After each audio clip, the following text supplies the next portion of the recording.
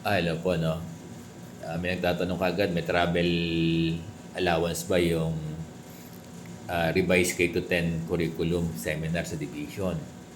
Meal allowance, meal. Hindi ko lang alam kung meal allowance sa iba, pero sa amin, meal. Ibibigay ito ng meals talaga, no? Ng meal, 3 packs to. 3 meals a day. Meron yon yung meal allowance. Pero yung transpo allowance o yung travel allowance, tinanong ko sa Division of Caloocan ay wala daw. Oo. Kung wala, so wala din provision sa ibang mga division siguro. Pare-pareho lang naman yan, ano? Kaya posible wala din sa inyo. Kung wala sa amin, wala din sa inyo kasi pare-pareho lang naman tayo ng application, ng implementation ng revised K-10 curriculum seminar. Besides, meron naman kayong lip service credit. Lip service credit na 4 na araw din. Alam ko, 4 days kasi yan 4 days.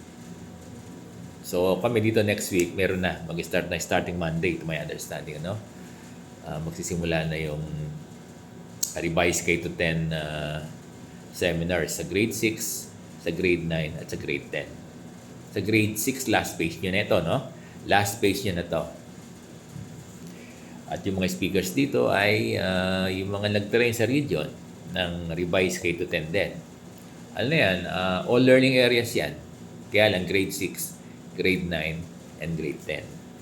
Ganon. Sabong, paano po pag walang pamasahe? Yun lang. Manghihiram, no? Paano yung mga garnish? Pumapasok agad no? Paano yung mga garnish na walang pamasahe? Yun lang, mahirap, no?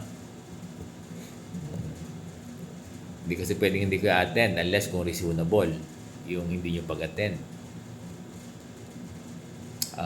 Pero iba naman nilalakad lang from the school. Ay, nga pala. Depende pala yan sa mga venue nyo, no?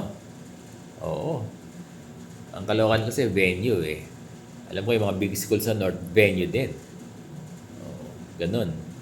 Kasi by cluster yan o by district. Yan. By district, by cluster. Or yung iba sa ibang mga province, pwedeng lahat sabay-sabaw na, no? Yung division level nila.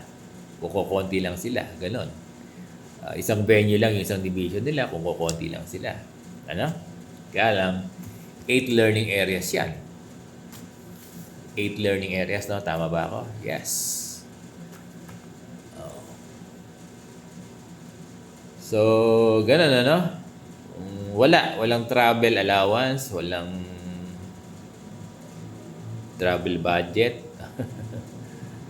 Dito yan, as para sa inyo, dahil tinanong ko sa division namin dito, walang travel allowance, walang transpo allowance. Ganun, ano?